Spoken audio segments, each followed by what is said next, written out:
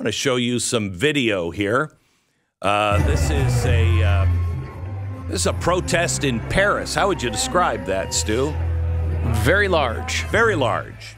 Very, very large. Tens of thousands at least. Tens of thousands. It seems to go on forever. Okay? This is not from the BBC. This isn't on Reuters. This isn't the AP. This isn't on CNN. This is nowhere. Same look at Paris, different place, different day. What do you have here? Another riot on the street. Okay? This is not Antifa. This is a group of regular people. Okay, try this one on. Cut 10, please. And what are they chanting? Thousands of people. Again, different day, different street. Paris. They are chanting liberty. That's what they're chanting.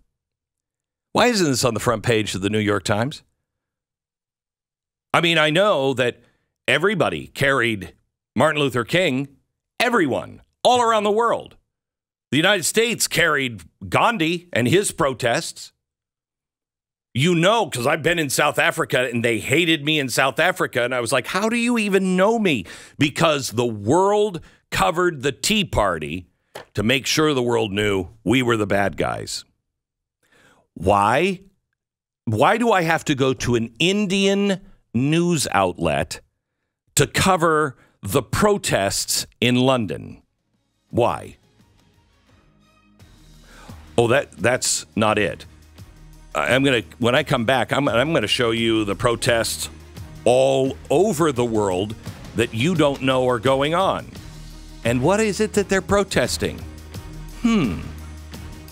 Exactly what you are protesting.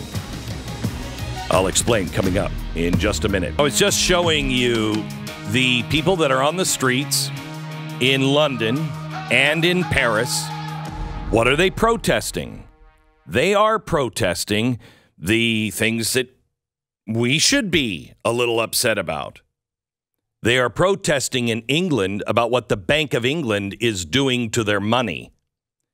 They are protesting not only in Paris and England about inflation, but also the cost of gasoline and oil. Here, let me show you another one. This is cut 11. This is Brussels. This is the head of the EU. Look at this. Day of justice. Day of justice. Day of justice. What are they chanting? We want justice. Justice. Not day of justice.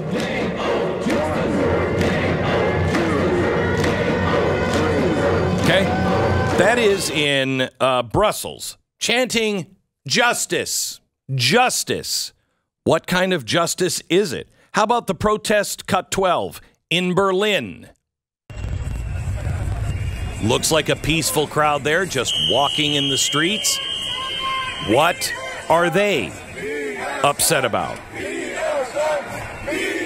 It is the unrest of inflation, energy, food prices, COVID mandates, WEF power grabs disguised as climate policies. You would think this would be a big story, but no, the press yesterday didn't cover the hundreds of thousands of people on the street. Instead, they covered a guy in a dress who was spray painting an Aston Martin showroom to protest climate change. They haven't even shown the kids in Scotland and in the UK going into stores and just dumping milk because of environment. Cows are bad. Europe is about to freeze this winter. It is leading the way in recession and food prices. It's worse over there than it is here. Millions of people are going to be impoverished by this just in Europe, and hundreds of millions over the rest of the world. Shouldn't our mainstream media be on the streets covering these things? Shouldn't you know that the UN and the EU is telling Sweden, You can't drop your aid. Sweden gives 1% of their GDP, or their GNI, gross national income. They give 1% to the world. Here. They said, we can't do it anymore. We have got to take care of ourselves. The EU and the UN are pushing back. How about this one? This one comes from Germany. Health Minister Karl Lauterbach warns that hospitals could go bankrupt in the course of this energy and inflation crisis. He said yesterday, you have to react quickly and drastically. The real danger, the hospital will soon go bankrupt as a result of the energy and inflation crisis. If we don't react quickly and really drastically, there will be closures. Now, the finance minister said, we can't have a special fund for everything. We can't introduce a special fund for every area. You have to be careful. Everything has to be paid for. So here's Germany saying their hospitals are going to go under, and the finance minister saying, we don't have any money. Okay, while we're on the topic of having lots of money and hospitals, the Biden administration has just announced the expansion of taxpayer-funded, gender-affirming health care for transgender and gender-diverse federal employees. Beginning next year, all providers will be required to have adopted one or more recognized entities. Among the approved entities are the World Professional Association of Transgender Health Standards of Care. This is the one that is in trouble because they've just removed the minimum age recommendations. But you will be paying for it. And by the way, under the umbrella, of gender care, they've also expanded to all gender non-conforming identities, which will include eunuchs, the guys who have their twigs and berries removed because they want to just do that. Okay.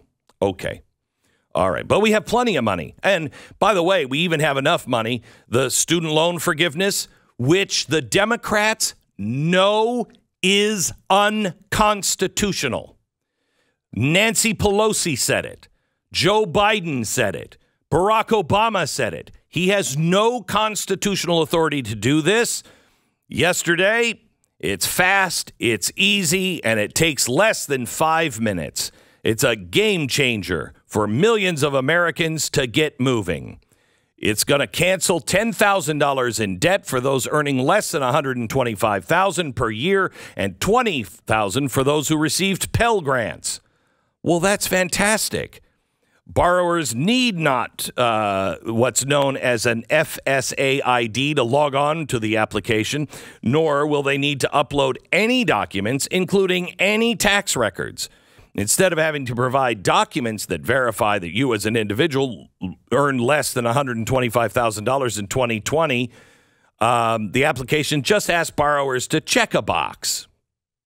Is that true? Are you really that? That's it. No problem. We got plenty of money. We have plenty of money.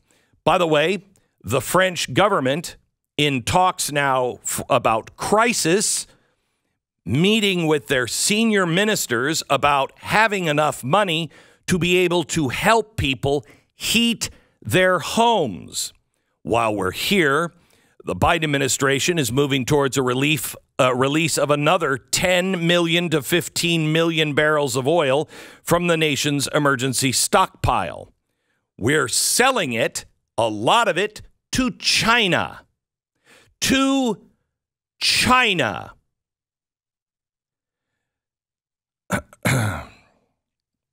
This would be the latest tranche of a 180 million barrel program that began in the spring. Heading into this winter, the U.S. has the lowest seasonal inventories of diesel, according to data first compiled in 1982. So we're at an all-time high, and we start compiling in 1982.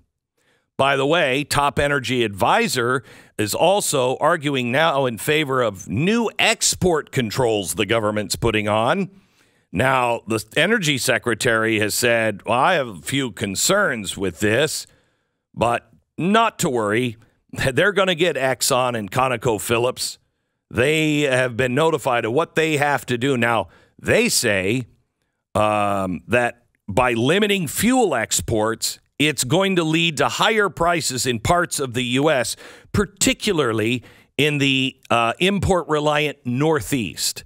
But who lives in the Northeast? There's almost nobody. It might as well be the northern regions of Canada. Who needs oil there? By the way, the EU is beefing up their infrastructure protection. Russia's war of aggression against Ukraine has brought a new set of threats, often combined as a hybrid attack. Have we done anything with our electrical grid? Have we? Have we? We've been talking about this forever. Forever. What are we doing? Are we spending money there? No. We got to give people trans surgeries. Oh, well, we got plenty of money. Really? I thought the cupboard was bare, Nancy Pelosi. The president said there's nothing that we can cut. Really? How about this? We've already depleted our oil supply. We no longer can help Europe. We can't help Europe. There's nothing left for us. If we send them our oil, if we send them our money, if we send them our food, it will hurt America. Notice every other Western country is preparing. No. Joseph, what's that dream? It's going to last forever. It's going to be good. We're not preparing at all. What we are doing is we're sending billions of dollars in military aid to Ukraine. Now, we're not just sending them dollars. We're also sending them weapons and ammunitions. I just want to quote, U.S. stockpiles of munitions are becoming dangerously depleted, and it will take years for U.S. production capacity to catch up. So in other words, we are running out of weapons and ammunition because we're sending them all to a foreign country. Biden said, don't worry about it. We have no howitzers left. Did you know that? We have no 150 millimeter howitzers left. None. They're all over. We gave them all away. Biden said last spring, we're just going to make new ones. It's not a problem. They haven't even put the order in yet. The world is preparing for famine. The world is preparing for huge inflation. The world is preparing for shortages of energy, of food, of medical care. The world is on the verge of World War III, and we're depleting that as well. America, when did you lose your ability to think critically? Because this is not deep critical thinking. This is something my kids would understand. You would wake anybody up in the middle of the night and go, hey, these things are happening. The entire world is doing this. And we're just having a party. We're just arguing about transgender issues, having strip shows for our kids, and printing money like like it's going out of style. And we're giving all that money to things that constitutionally you don't have a right, while not taking care of our business at home.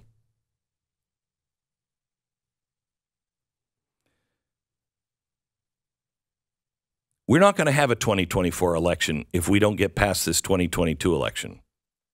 We may not have a 2024 election, quite honestly, because there may not be anything left by 2024. I have never said those things to you before. I've always said, we'll save it in the end, blah, blah, blah. We are at the end here, gang. You have got to get everyone you know informed. They need to know. Just give them this last hour of the podcast. Just what I just did. Give them that. and say, can you explain any of this? Can you explain any of it away? We are living in the normalcy bias. Nothing is normal. Nothing is normal. And yet, so many people are going about their lives as if it is normal. It's not. No one is telling you to prepare. Our president says there's no recession coming. Bloomberg said yesterday, 100% guaranteed a recession is coming. That's even insane. We're in a recession.